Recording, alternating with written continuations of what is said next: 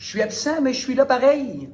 Alors, aujourd'hui, on est le 12 avril et puis je suis présentement en réunion pour le comité des relations de travail avec quelques-uns de mes collègues et quelques membres de la direction. Alors, je voulais prendre une dizaine de minutes, peut-être un petit peu plus, pour vous présenter un retour sur le devoir, le numéro 8 entre autres. Je vais en avoir parlé en classe hier un petit peu. Tantôt, là on est sur l'heure du midi actuellement, là, le 11. Je vais vous présenter quand même quelques détails du numéro 8. Je vais juste revenir avec vous autres pour être sûr que si hier soir vous avez fait le devoir, vous avez un peu oublié, je vous rappelle. Puis je vais vous montrer par exemple un numéro comme le 10. C'est quoi la petite subtilité entre le 8 et le 10 pour être sûr que tout à l'heure, quand vous allez faire du travail, vous allez être en mesure d'avancer. L'autre chose que je veux faire, c'est vous définir avec vous autres, c'est quoi la période puis la fréquence d'une fonction. Vous avez vu ça l'année passée en SN de 4. Bon, vous avez vu ça l'année passée. Puis, j'aimerais ça qu'on mette la table dans nos notes de cours sur le premier cours de la fonction Sénécos. Qu'on prépare notre cadre pour qu'on gagne du temps. Parce que demain, là, en fait, le cours que vous vivez actuellement avec la caméra, ben je présume que c'est pas nécessairement un prof de maths qui va me remplacer. Là. Donc, on va essayer de prendre de l'avance sur le graphique, le cadre du graphique et les tables de valeurs. Puis quand on va arriver au prochain cours, la semaine prochaine, ça va aller vite qu'on va pouvoir tracer nos fonctions. Ça va? Donc, je vous rappelle, au numéro 8, que lorsque je vous donne un point trigonométrique, Pθ, moi j'utilise souvent le θ, ici on utilisait R, je vous rappelle que le point trigo, ce qui donne comme information, c'est toujours le cosinus puis le sinus. Donc, Pθ, les coordonnées, c'est cos θ, sin θ.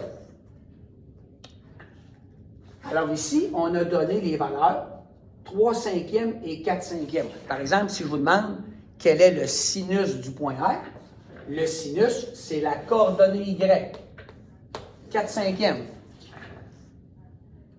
Puis si je vous demandais la tangente ou la cotangente, c'est le cos de R sur le sinus de R, 3/5 sur 4/5, 3/5 fois 5/4, ça donnerait 3/4. Le numéro 8, essentiellement, c'est ça qu'il fallait comprendre. Est-ce qu'on aurait pu dire, comme le sinus de R, c'est 4/5, je pourrais faire sin moins 1 de 4/5 pour trouver le point trigo R, puis après ça, pitonner sin, cos, tan, sécant, cosec, cotangente. La réponse, c'est oui. Mais vous n'auriez pas été en valeur exacte. Parce que dès que vous faites cos moins 1 ou sin moins 1, là, vous arrivez avec un chiffre à virgule. Alors ici, on veut travailler davantage en valeur exacte. Comme je vous dis, là, ça, je vais en avoir parlé le 11. Mais je fais juste rappeler si jamais vous aviez oublié. Le numéro 10. Le numéro 10, là, ce qu'on fait, c'est qu'on vous donne juste une des deux coordonnées du point trigo, puis on vous demande de compléter.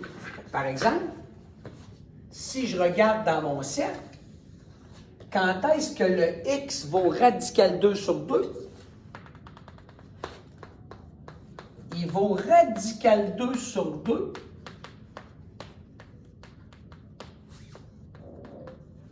pour deux points trigo différents. Pour le point trigo pi sur 4 et 5 pi sur 4. Alors, quelles sont les deux valeurs de y?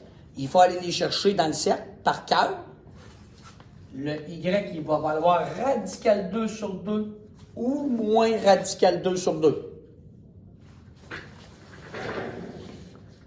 Est-ce que ici, j'aurais pu encore une fois dire, comme le racine de 2 sur 2 qui est ici, c'est le cos, je m'en viens faire cos moins 1. Vous auriez trouvé comme valeur de θ pi sur 4, approximativement 0,78. Puis là, vous auriez pu prendre ce θ-là de 0,78 puis faire sin, et vous auriez trouvé radical 2 sur 2, 0,707. Mais vous auriez été encore une fois en valeur approximative. Alors, le numéro 10, il faut être capable de reconnaître les coupes qui sont dans notre cercle, qui sont à valeur exacte. Mais, je peux aussi vous donner un point trigo qui serait approximatif. Par exemple, si je vous dis que le Y du point trigo vaut 5 sixièmes, 5 sixièmes, ce n'est pas une valeur dans le cercle. Les valeurs dans le cercle, c'est 0. Une demi, radical 2 sur 2, radical 3 sur 2 et 1, ou les valeurs négatives. Alors, 5 sixièmes, c'est aucune de ces valeurs-là. Ça fait que là, dans le cercle, il faut retourner. On va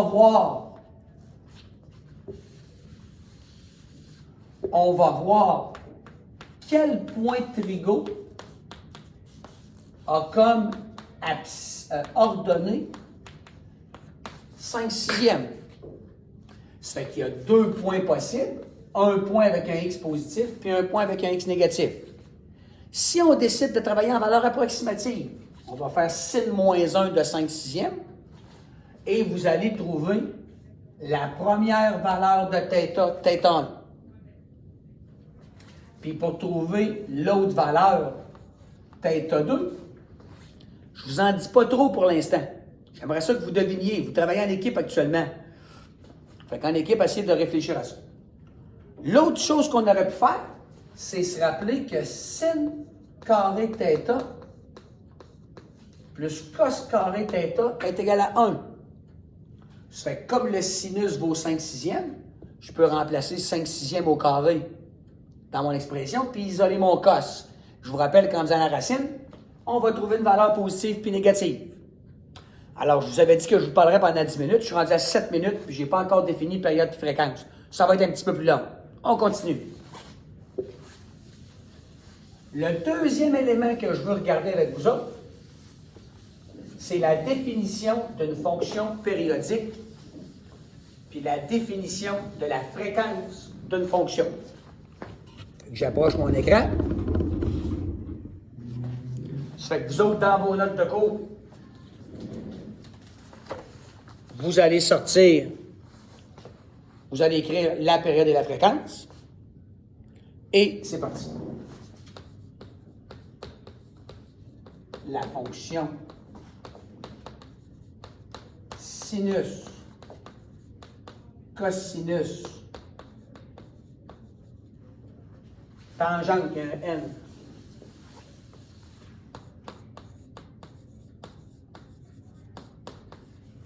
la fonction sin, cos et tan sont des fonctions périodiques.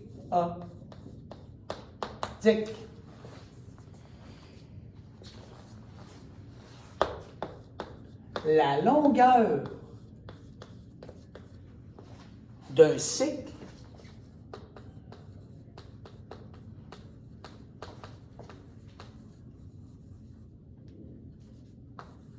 s'appelle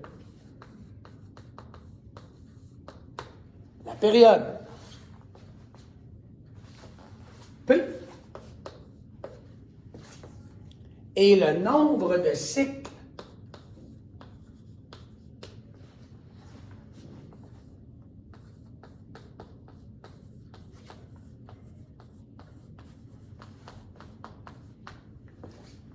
par unité en X est appelé fréquence F.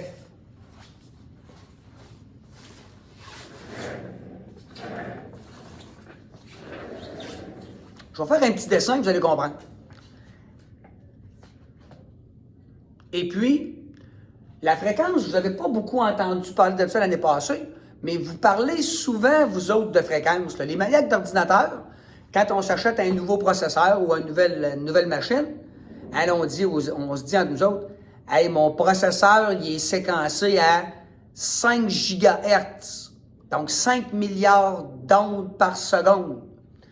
Alors, pour vous donner une idée, moi, quand j'ai acheté un ordinateur, le premier ordinateur que j'ai acheté, mon processeur était cadencé à 25 MHz, 25 000 Hz. Les ordinateurs actuels sont des millions de fois plus rapides que ce que j'ai acheté en 95. Alors, pour vous donner une idée, les dernières navettes spatiales américaines qui sont allées dans l'espace à partir des États-Unis, des vols habités, l'ordinateur qui était dans la navette spatiale, c'était moins puissant qu'un PS4. Le processeur était moins fort qu'un PS4. Alors ici, moi, je vais vous faire un petit dessin qui illustre la période, puis on va calculer aussi la fréquence. Fait que les formules, c'est que la période, c'est 1 sur la fréquence, puis la fréquence, c'est l'inverse de la période. 10 minutes 58 déjà de passé. Là, je vais vous dire que ce que je viens d'écrire là, c'est important. Je continue. Je vais faire un petit dessin. Je vais faire un petit dessin pour illustrer la fréquence. Fait admettons que j'ai le graphique suivant. Faut pas que je me trompe. OK. Je monte à pic, je descends à pic, je remonte plus mollo. C'est pas assez clair. Je recommence.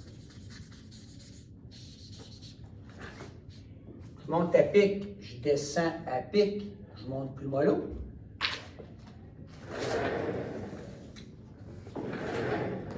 Je monte à pic, je descends à pic, pas trop. Je monte plus mollo. Je monte à pic, je descends à pic, je monte plus mollo.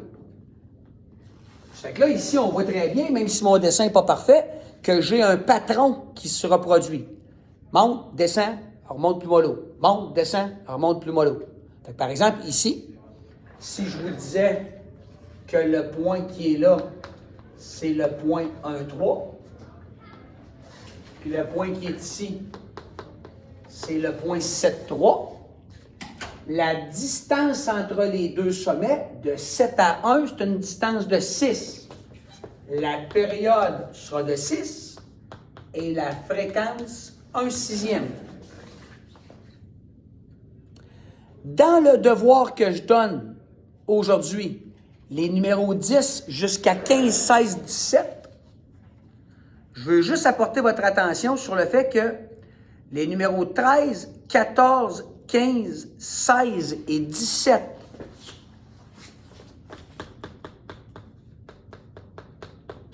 les numéros 13 à 17, ils sont en lien avec la compréhension de la fréquence puis de la période. Ces numéros-là sont un peu plus difficiles, mais c'est pour ça que j'ai profité de mon absence pour vous laisser travailler en équipe de 2, pas en équipe de 4. Là. Puis à 2, essayez d'avancer dans ces numéros-là. Le 14, il est particulier. Le 16, il est vraiment original, très facile mathématiquement. Mais si on ne comprend pas, ça peut être plus compliqué, plus long un peu. Fait que je vous demande en équipe de 2 d'essayer d'avancer là-dedans. Puis au prochain cours, vous le savez, on va essayer de reprendre tout ça et de s'assurer que c'est correct. Alors ça, c'est le premier élément que je voulais vous mentionner. Deuxième partie de la vidéo, je vais prendre une pause, puis je vais repartir une deuxième vidéo pour que le transfert ne soit pas trop compliqué. C'est bon? Alors, on se revoit dans quelques secondes.